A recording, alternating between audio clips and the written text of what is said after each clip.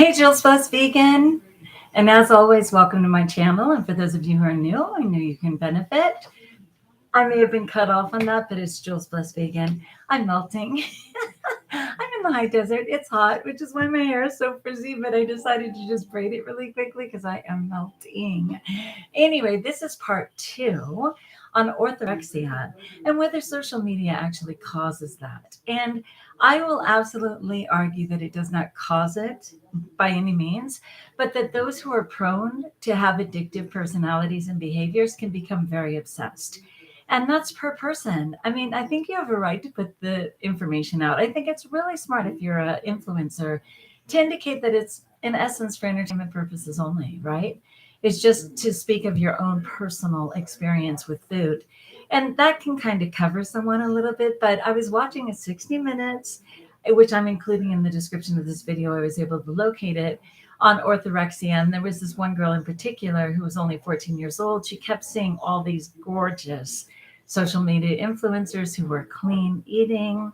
And she just became so obsessed that she was afraid to eat anything. And I was saying, because I come from that mindset, I get it. Hi, I'm back. Thank you so much for coming back, Annie. So this is part 2. I'm just about to get on the article. And what I was saying was, because I have a very obsessive compulsive personality, I understand the tendency towards disordered eating that can come with watching social media influencers. You know, they're presenting their perfect body. They're presenting their perfect picture of their food. They're presenting, you know, the best of the best. And I'm a very competitive person by nature as well. So part of me is like, oh my gosh, like if the next trend is green juicing, then I better be doing that instead of fruit juicing, which was the trend yesterday. And I better, and I better, and I better. And it's always a desire to up my game, but it can become very obsessive. And it's very difficult for me because I will become paralyzed in the food choices, you know, especially since I started obviously with plant-based. I should say junk food vegan, then plant-based vegan, and then raw vegan. And the levels can really become, for me, controlling and mind-boggling. So anyway, let's get on to the article, my friends, which of course I will include. And again, I will also include that 60 minutes. It's only like a 16-minute talk on orthorexia and how some young people watching influencers on social media were affected. So this article is from Center for Discovery of Eating Disorders, Why People Become Obsessed. I started this in the first article, so I'm going to just get on to the symptoms. It says, in our current culture, the practice of cutting out entire food groups like sugar, fats, carbohydrates, and dairy are commended. Like people will say, oh my gosh, you're so brave. I can't believe you don't do dairy. I can't believe you're able to ignore meat, you know, whatever it is. For decades, we've given food ambiguous labels that have unhelpful or even harmful labels like good and bad attached to them. People have to assign themselves cheat days in order to eat foods that are considered on the bad list, like pizza, chocolate, other desserts. And today it's a little different. All of those things can be made vegan. But again, I already distinguished between junk food vegan and healthy plant-based vegan and healthy or raw vegan. So again, there's a lot of games even within the vegan realm, right? Maybe I should say especially within the vegan realm, because people eating the standard American diet could care less. Like, hi, as much fat and anything that you want, you can do. Yeah, and of course, a lot of people presenting on social media, it's just not their truth. And I'm not sure if that's what Annie's referencing, but what they present in the big picture, what they appear to be consuming isn't what they're consuming or doing, you know. But I'm talking about the people who started out with the best of intentions, you know. And I did mention in the first video some of the people that I've certainly happily followed because I know that they are living their best lives. But there's a lot of trendy overnight sensations, right? Who were skinny to begin with, and skinny isn't even the goal. The goal is lean and healthy, right? Okay, many of those living with ortho nervosa can easily be identified as health conscious or healthy to the untrained eye. They may be praised for their self control or discipline. The end result is that many individuals who may be suffering from malnutrition, mental health disorders, and debilitating rigidity. And again, that's where you're just paralyzed. You can't even make a decision if it's not in that perfectly acceptable realm. And by you, I mean me. I get it. Think that their lifestyle is normal or aspirational. So, how can we differentiate individuals with orthorexia nervosa from those who are maintaining a whole and healthy lifestyle? Because people certainly are. They really are. They're getting in all their calories, they are healthy. Um, yeah, people like us. I mean, hi, I'm in progress. I'm going back and forth with Annie Beard, who's 101 Annie on Instagram. And if I'm right, Annie, it was never about weight for Annie. You know, she's pretty much been within realm of her weight her whole adult life. It was all about health for her and getting rid of some ailments, and which she's most certainly done. Am I right that you've always pretty much been within a 10-pound range of your life? It seems like it. Anyway, there's a lot of really healthy people out there that are eating the right amount of calories. They're just trying to improve themselves. No, it was all about health and pain. Yeah, she agrees. It was absolutely, she just wanted to rid herself of the ailments in her body from eating foods that did not work for her. I was about to say toxic foods, but I want to say foods that just did not complement her system. And Annie is like really on with that. You know, she was saying that she was intermittent fasting before intermittent fasting was cool.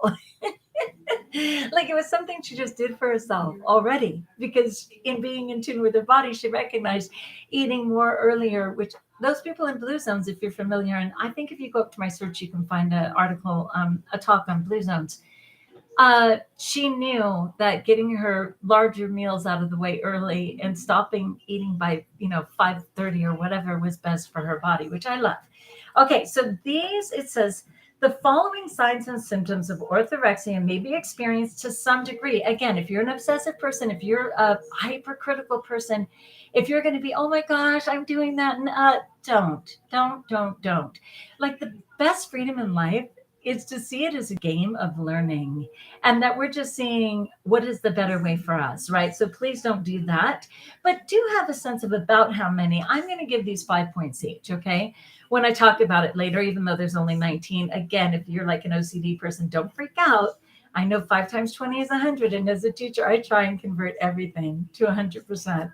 But just breathe and just have a sense of how many of these apply to you. Okay. So, some degree, by those who are struggling with disordered eating behaviors. It doesn't even mean you're acting on them. Like I just said, I know my tendency. It doesn't mean that I'm acting on it.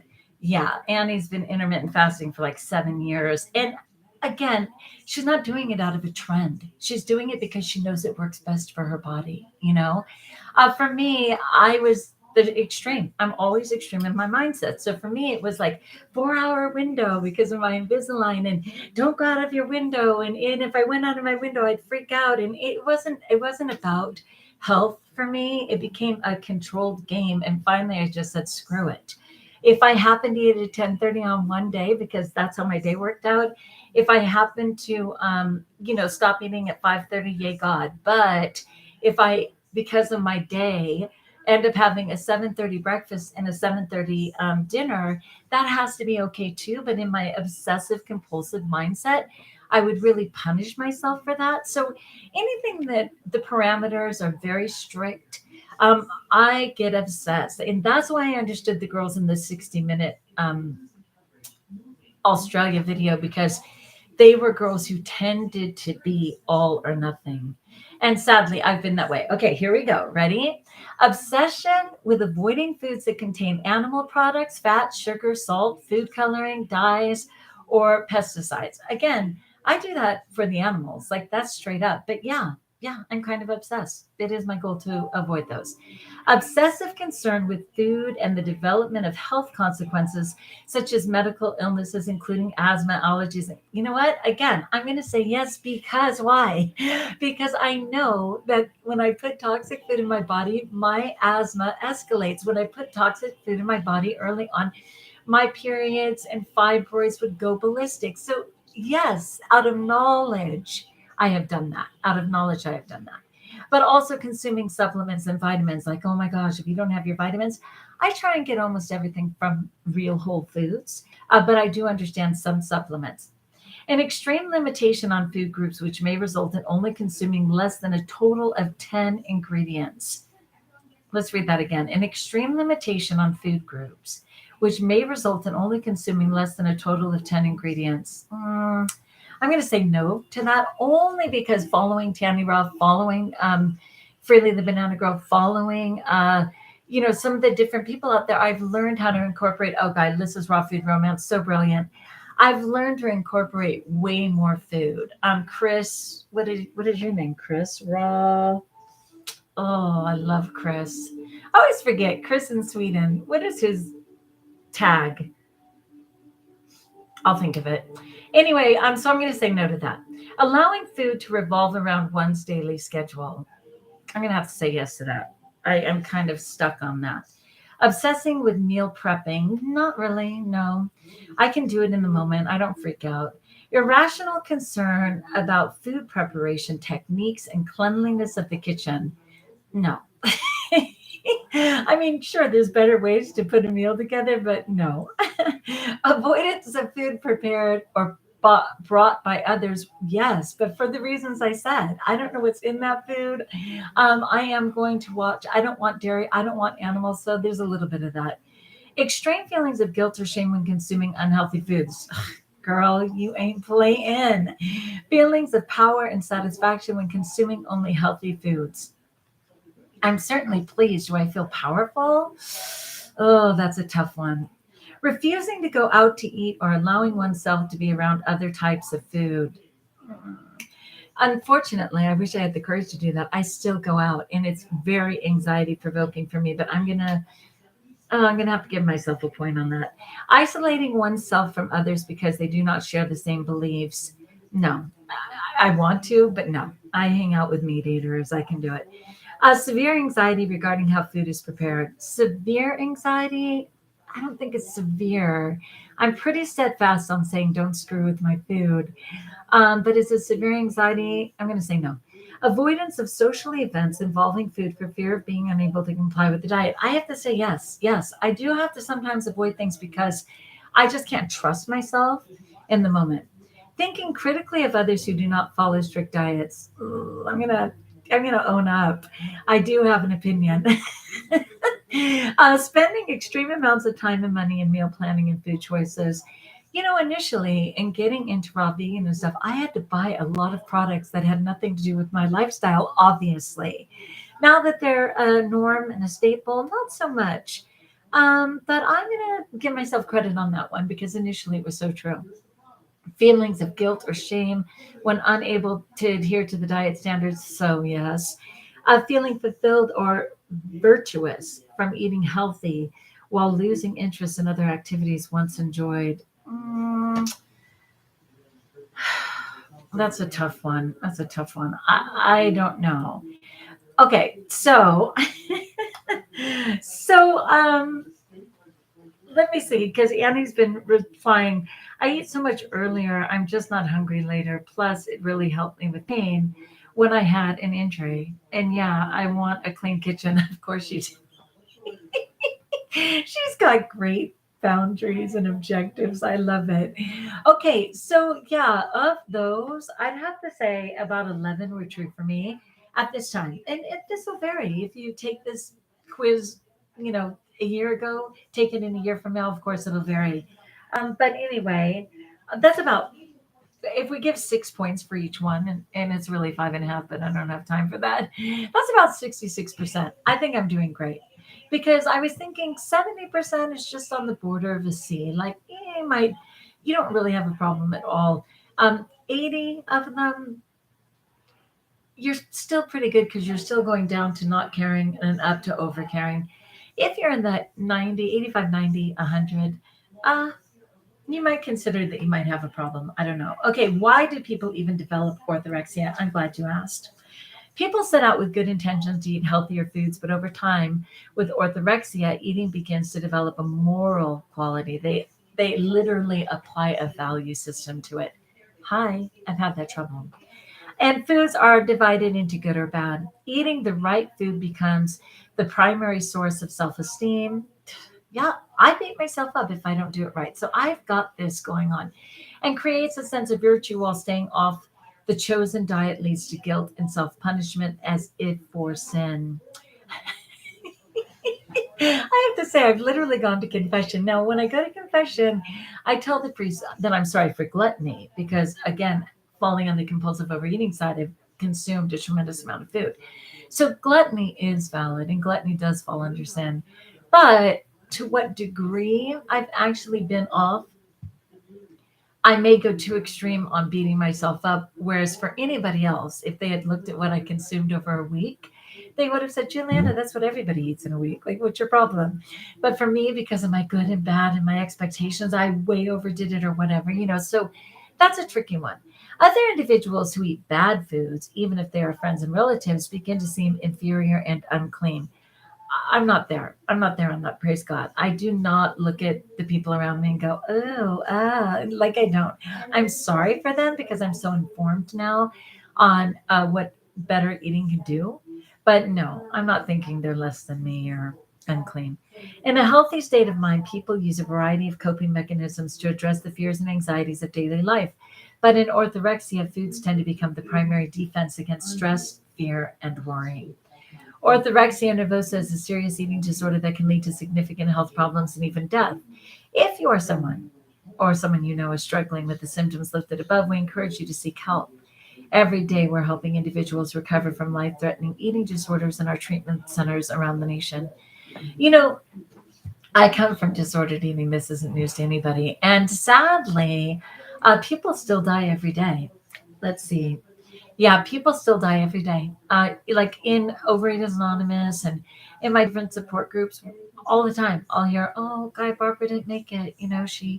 She'd been trying to lose weight for 3 years, and she did lose a lot, but she had a lot to go when she died. And oh man, Susan, she just couldn't put on weight. She was 62 pounds, and we were trying to cheer her on." People still die. Like eating disorders are a huge problem, but on top of that, the standard American diet, which of course is leading to all the secondary things from heart disease and cancer and all of those, that food related illness and diseases is one of the biggest causes of death, bar none, bar none. So yeah, I was just curious. If you go into my search and put orthorexia, I've done other videos on orthorexia because when I was first getting into the vegan community and the raw vegan community, it kept coming up. And I was super curious about it. But again, what I will stay with all the time is that it's the mindset of the individual absorbing the information. And it can't be put on that. I haven't found any social media person who has literally said, "Oh, starve yourself to death. It's a really good idea." Now, is there a community of that? Yeah. If you go in under anorexia, they actually have tools on how best to vomit, how best to kill yourself by starvation. Like it's a whole community. I'm not kidding you. But in the plant based and the vegan and the raw vegan community, I've never found one who literally said, "Yeah, I'm cheering you on." Now, you will hear in a given thing, I know a 28-year-old that just died from this. She weighed only 43 pounds. I know, and God bless her 1,000 times. But for me, and I'm a God person, it's a spirit of oppression. There's literally a spirit of oppression on the individual. I hear the devil giggle when I get into my food binges and can't stop for weeks at a time. I feel like fear of eating, which is God's food, can be a spirit of oppression. And so that's a real thing that needs to be considered. And just like me, when I couldn't attend Mass because I couldn't breathe for all the perfumes and incense and all the things, do those things still exist? They do. But the spirit of oppression, which was trying to get me not to breathe in that setting so that I wouldn't come back to Mass, are you kidding me? Was a very real thing for me. So yeah, sometimes my first thing is I go to those people who are struggling and say, "May I pray for you? May I pray over you? May we at best consider removing a spirit of oppression and then get on with whatever the cause is above and beyond that." So yeah, fear of something that contributes to life, like nourishment or breathing, I have to go with spirit of oppression, but God bless that person a million times. So anyway, people, super interesting talk on orthorexia. You know, I get it. I get it because I have that mindset. When I'm in a group and the leader is saying, oh, just do greens and greens are the healthiest thing and limit your fruits and don't, then, and the way that I said that we kind of look for what we're perceiving. So is it appropriate that I'm in the frugivore community now because I love fruit and they're telling me all the fruit in the world is good? Like we literally are drawn to what we're looking for. If you want to see an anorexic in a bikini and she's touting green juice and that's what you're looking for as your answer, that's where you're going to go. You want to see, like, what it was, that guy Nick Cotto, the avocado guy. He ate 20 avocados a day. I think it's all he ate. He got like anorexic for him. Then he turned around and decided he could have a bigger platform if he went standard American. Now he's 400 pounds or something, totally out of control. All of it worked for him. It can be very gamey, but I just wanted to know, like, what is it and does it apply to me? I think I'm good. All right, my friends, as always, thank you so much for stopping by. Like if you like, join us if you haven't, subscribe. Let me know in the comments below how I may support you. And until we talk again, Annie Beard, thank you so much for joining me. I know you eat tons of fruit and all things that are good, and I love that. And our bodies love it. I'm a God person. I will go with fruit, then I will go with vegetable, and I will go with plant based fats all day long because it was designed by God and I trust Him. Yeah, they don't ever need to be afraid of fruits. You're not kidding. And I'll do one on why fruits do not contribute to diabetes. Hello. The fructose and natural fruit will never take you down. All right. Have a great day. Mwah. You're a blessing to me.